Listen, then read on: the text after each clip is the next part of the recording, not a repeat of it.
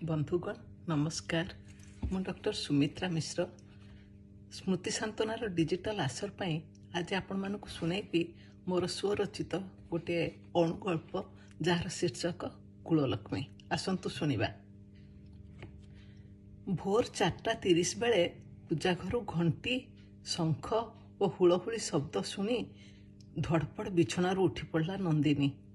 पाखरे गाढ़ निधरे शोईथिबा प्रमोद को हलई दे कहला, हे शुणुच माँ उठी पूजा कले परा, उठुन गाधेबा। प्रमोद कमलटी को बेक पाखर टाणी नहीं मुह घोड़े पके कहला, शोई पड़ म, मार तो ये पुराना अभ्यास, सबु गुरुवार भोर उठी लक्ष्मी पूजा करिवो, तुमे चुपचाप शोई पड़।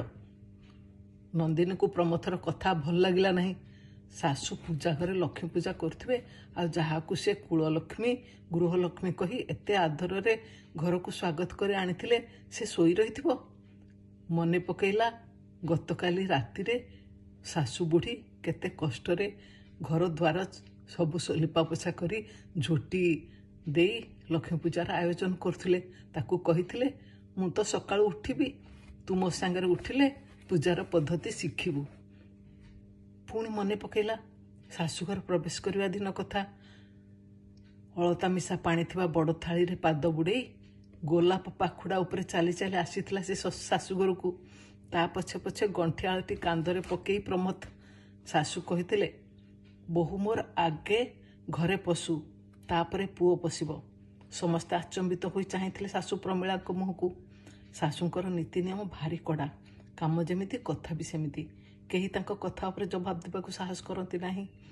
केवल तांको बड़ भौणी धीर कंठरे आपत्ति कले, आलो ये की कथा कहचु, ए घरे पुओ आग ना बहु आग।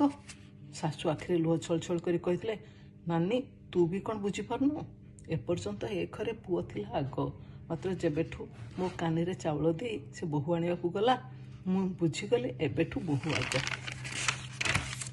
से हेबो ए घरर गृहलक्ष्मी कुललक्ष्मी। तारी हाथ में रहिबो आम समस्त जीवन पात्र। पुरेले पुरेब, न पुरेले आमे जानिबो आमर दुर्भाग्य। तेणु से आग आसु घर को। बड़ मौसी आहरी 6-7 अह्य स्त्री लोक आलती धरी ताकू बंदापना कर घर को आनी सोफारे बसैले।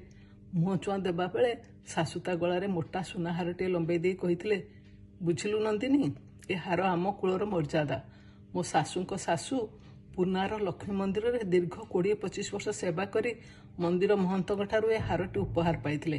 प्राय 5 भरी ओजन रे सुनाहार दिने मंदिर माँ लक्ष्मी को गलारे झुलुथला। एबे तो बेकरे एतिके मने रखिबु, महालक्ष्मी के दयारु मिले सकल विभव सुख संपद सौभाग्य। से रुष्ट हेले जेते रोजगार कले भी मिले ना दाना कना। मु तो 40 वर्ष है सुदशा व्रत करुची, तोते शिखे देवी तू भी करिबु। नंदिनी दिल्ली रे बढ़ी, ता बापा माँ दुहे एम्स रे डाक्तर वृत्ति रे व्यस्त। ता माँ कौन ओषाव्रत करने को बेल पाती ना। ता बापा अवश्य ठाकुर पूजा करती, किंतु माँ को ओषाव्रत बाध्य करती नहीं। नंदिनी निज गलार हाथ मारी चमकी पड़ा, कुआडे गला से लक्ष्मी हार। मने पड़ा गत थर बापा घर को दिल्ली जाइथिबा बेले माँ सबु सुना गहना सह हारटी भी काढ़ी नहीं रखी बैंक रे। से प्रतिवाद करि पार नथिला। बोध हुए से माँ लक्ष्मी का आशीर्वाद पाए योग्य नुहे बा योग्य नुहे से घरर कुललक्ष्मी हेबा पाए।